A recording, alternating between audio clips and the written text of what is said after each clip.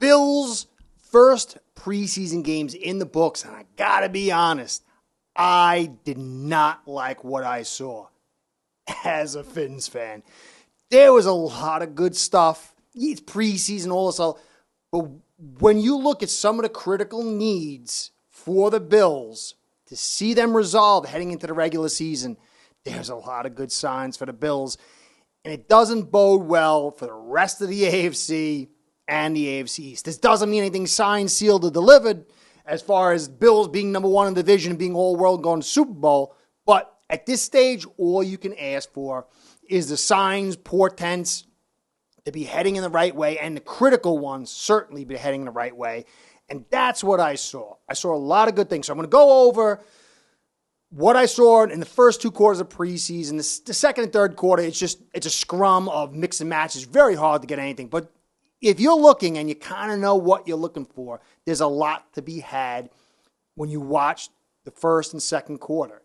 Now, last time I did the podcast, I covered like 4 or 5 teams that week, and I got to apologize because you viewers are awesome to me, and you're very good viewers. You've been just really supportive.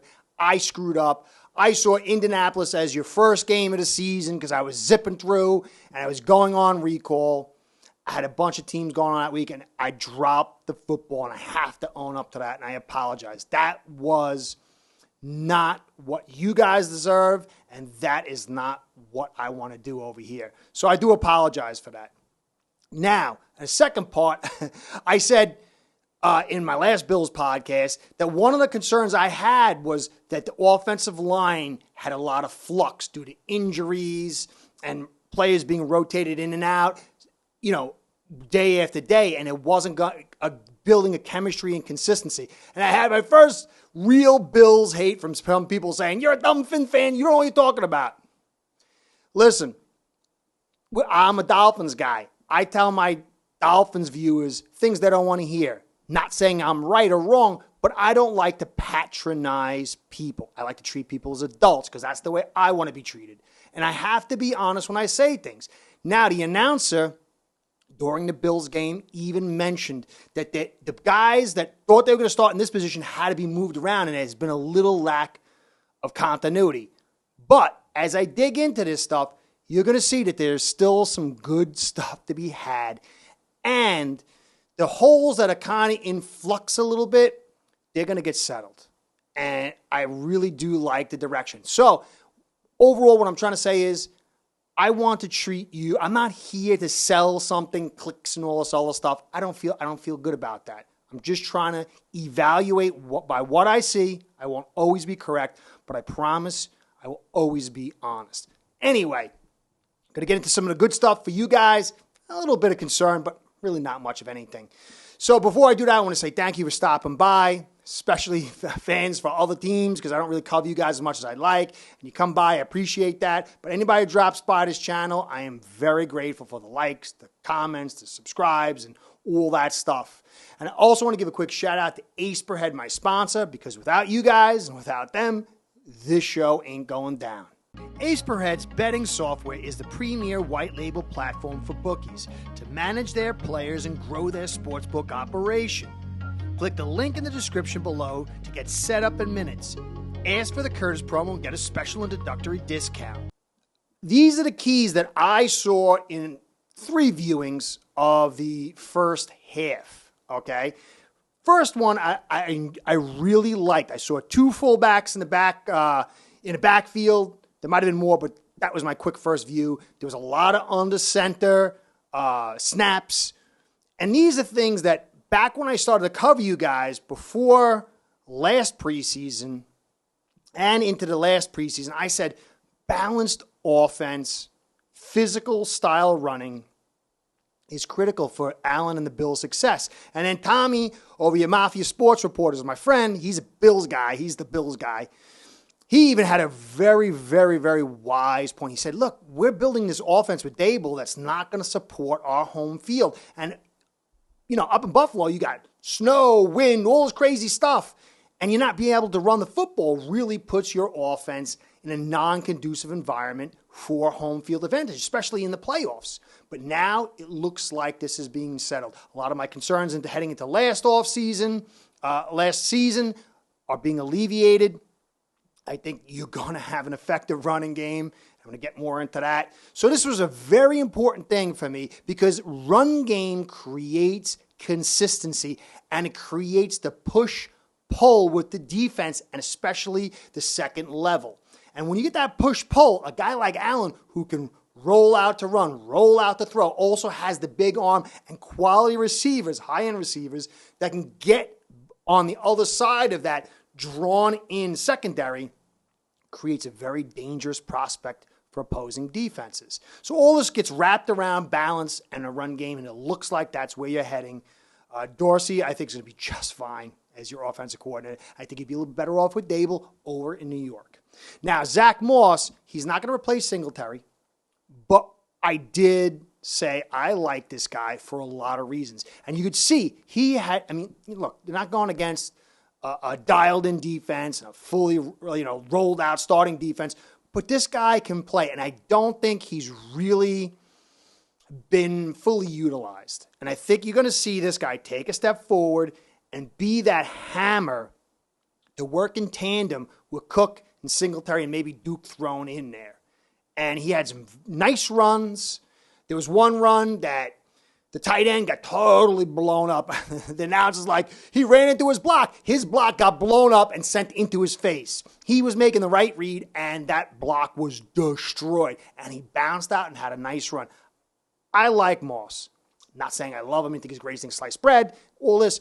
But he's a good asset to go along with the rest of the components. And I think you're going to see the best of Moss this season, which I don't like. Duke. A lot of people are saying Duke might not make the team, and he might not. I think he fits the inside zone. I think he fits a very physical offensive line that's able to get him over the line of scrimmage because he struggles a little bit in early reads. He gets tentative, shaky. But he had some nice returns, and that goes a long way to keeping him. This ability to be a second return guy in case your starter gets injured could really help him stay on the roster, and I like him as a second to Moss. They have very similar skill sets, and if Moss goes down, Duke can come in and fill that role. That Singletary is more of a B gap and C gap runner, and he can run in the A gap, but I think you don't want him banging up too much inside. And Cook obviously is not that. So those four backs, I think they're going to stay. Tommy tells me I'm nuts. I don't know. He's the Bills fan. He says Duke's gone. We'll see. But I think he might end up staying. Now, Khalil Shakir, 5th round pick. This guy pop, and pop. And Bean hit on some good draft picks. Now, if you're getting a receiver in the 5th round, a corner in the 6th round of a draft, and you're seeing them look coherent in their first preseason game, this is a great sign. You can't sign, seal, and deliver it or anything like that, but everything this kid needed to do, he showed, and I liked what he offers. And he also, I believe, is involved in the return game too as far as the punting. And this, you got to remember, when you start getting past your starters, the more jobs you can do, the more likelihood you will be kept. And I think this kid is going to stick. Now, the offensive line, it's all about the offensive line. It's even more important than Allen. Because if Allen has no offensive line, he's going to take a beating. He's not going to have time. It's all about the offensive line. I don't care who you are. Dan Marino, Peyton Manning, Tom Brady. Then when the offensive line set, then it's the quarterback that's like, cherries on top, ice cream, and hot fudge and all this other stuff. But this offensive line, I saw some good stuff. Van Rotten from the Jets is a vet. Great name, Van Rotten. Man, you can't ask for a better football name than that. And he looked really good at center for a backup. And then he swung out to guard, and he's not too bad. I like him better at center. And they were talking about how McDermott's going to have a tough time picking his offensive line because there is so much talent and so much depth. And Van Rotten's going to stick. this guy's a good player. And then Cody Ford, he's kind of a bit of a pariah, but I thought this guy has not reached his potential, whatever that is. Not saying he's the greatest thing or he's a starter, but I don't think he's reached his potential in Daboll's system because it wasn't a physical balanced system. And if you go back and watch, maybe I'll do a little tape on him, he looked good in both pass protect and run blocking, even got to the second level and had a nice seal block. And I think this guy could take a step forward. Being stuck with them, and, I don't want to like blow smoke up you guys, but Bean is, obviously you're going to say he's a good GM, but I think he's a really good GM. And he's stuck by him. And I think in this system, you could at least get a quality backup from him. Or maybe more. It takes some time. So I liked what I saw there. Doyle and Hart on the left side, very concerned. Didn't like them. I think they're going to go back into the oven and get cooked up a little bit more. But the fact that Ford and Van Rotten look good, and you don't have Spencer Brown in, you don't have Quisenberry, you don't have all the other starters, you don't have Saffold. To get in this second, third tier group of guys, two guys that are like, oh, okay, this is good. So then it was Dalvin Cook. One of the questions a lot of scouts had with him was his instincts. And you can see here, he had an opportunity.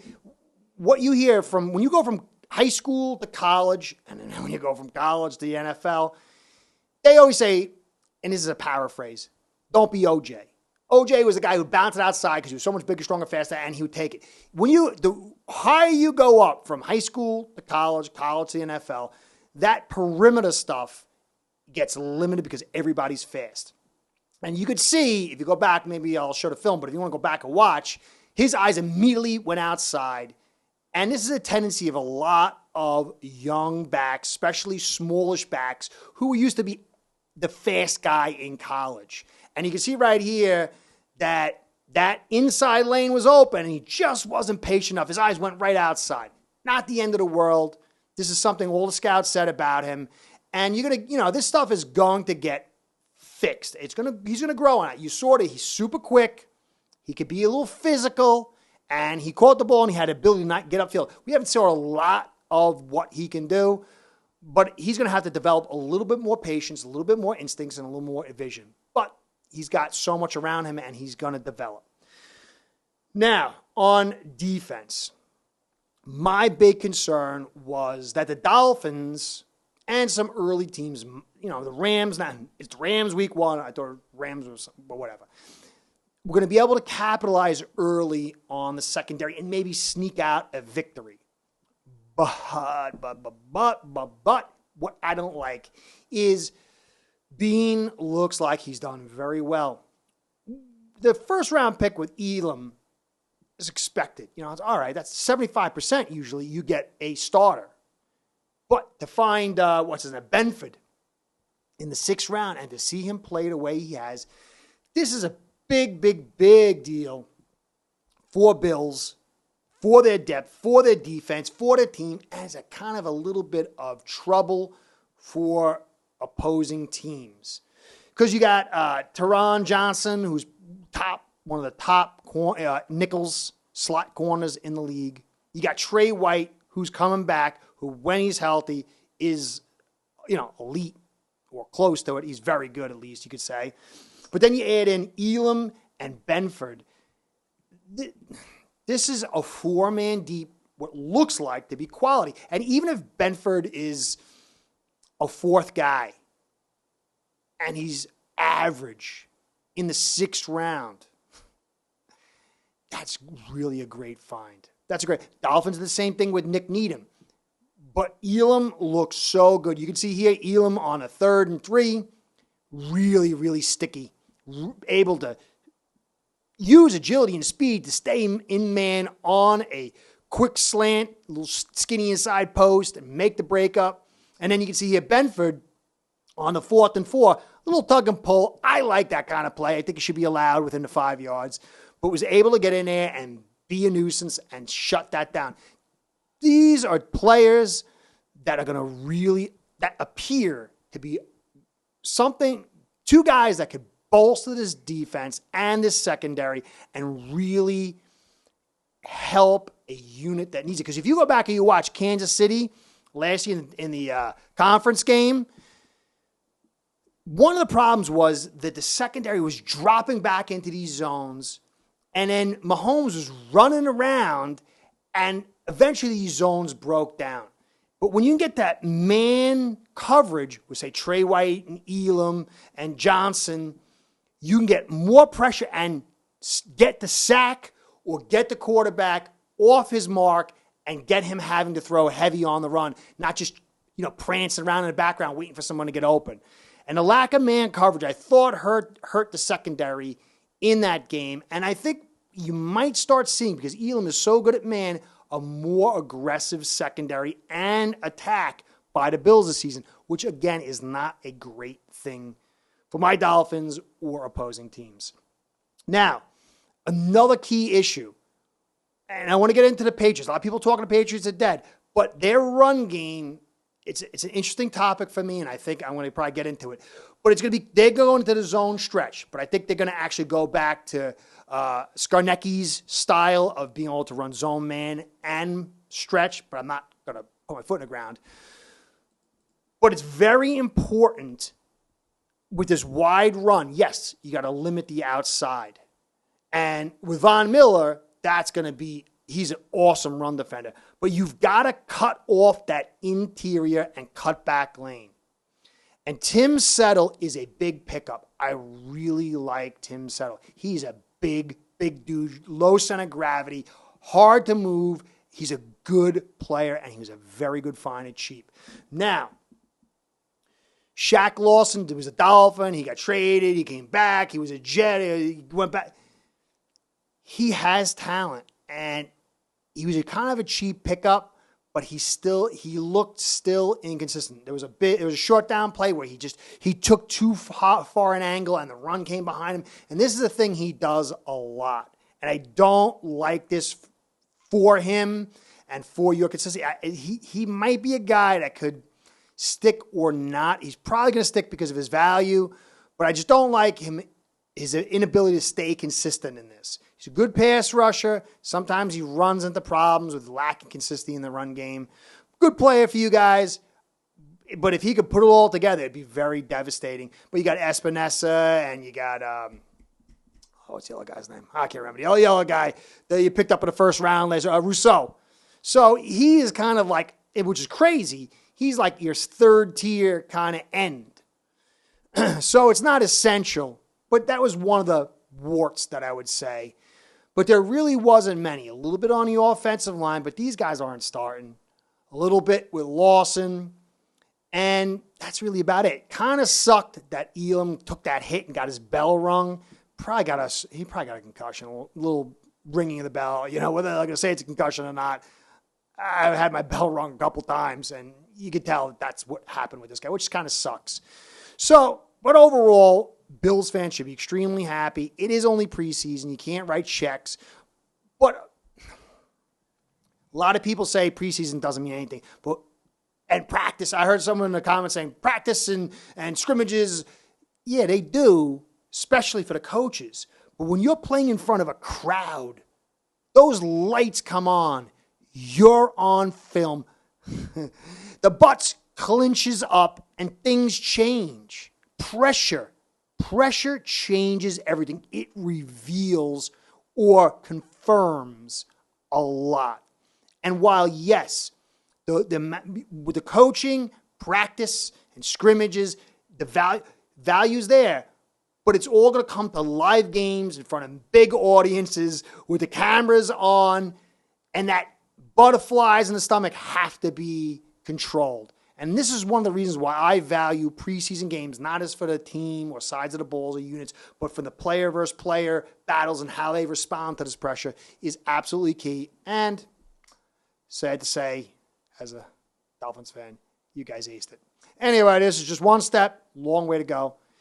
Curtis saying thanks for staying to the end. Catch you next time. Be well. See you soon. Start building your own online sportsbook today by getting signed up with aceperhead.com service that'll allow you to book action on sports from all around the world.